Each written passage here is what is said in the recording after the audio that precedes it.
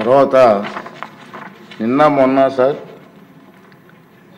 విజయవంతంగా క్రీడల పోటీలు జరిగాయి, చాలా బాగా జరిగాయి. చాలామంది ఉత్సాహంగా పాల్గొన్నారు. మహిళా ఎమ్మెల్యేలు కూడా రాత్రి 8-9 గంటల వరకు ఆడుతూనే ఉన్నారు.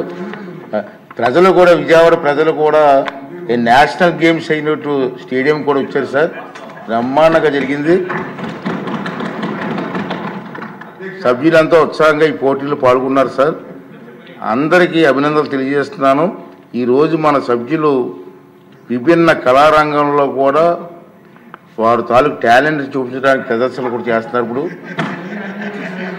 ఆ తర్వాత ఆర్థిక శాఖ మంత్రి గారు మరి మీ ఆశీర్వాదంతో సభ్యులకు విందు కూడా ఏర్పాటు చేశారు సార్.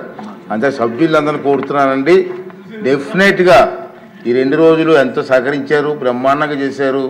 రాష్ట్రం అంతా కూడా అనేక మంది బ్రహ్మాండంగా చేశారని చెప్పి మంచి పేరు కూడా మనకు వచ్చింది. కాబట్టి సాయంత్రం 4:30 ప్రాంతానికల్లా మన విజయవాడ A1 కన్వెన్షన్ హాల్కి వస్తే అక్కడ మన ముఖ్యమంత్రి గారి చేతుల మీదుగా విజేతలందరికీ కూడా ప్రైజెస్ ఇస్తారు. సాంస్కృతిక కార్యక్రమాలు ఉన్నాయి. సాంస్కృతిక కార్యక్రమాలు కూడా సార్ మన వాళ్ళే చేస్తున్నారు సార్. ఎమ్మెల్యేస్ చేత ఉంది. ఆ కార్యక్రమానికి వచ్చి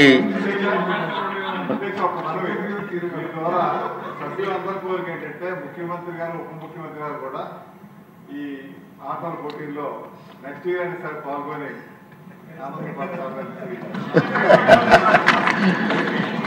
అందరూ సభ్యులందరూ వచ్చి మంత్రులందరూ వచ్చి ఆ కార్యక్రమాన్ని విజయవంతం చేయవలసిందిగా నేను కోరుకున్నానండి. సార్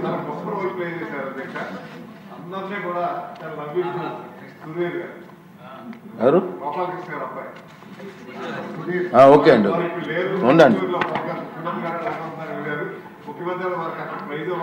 తర్వాత ఈ సభ గురించి కూడా కొన్ని విషయాలు చెప్పాల్సిన అవసరం ఉంది.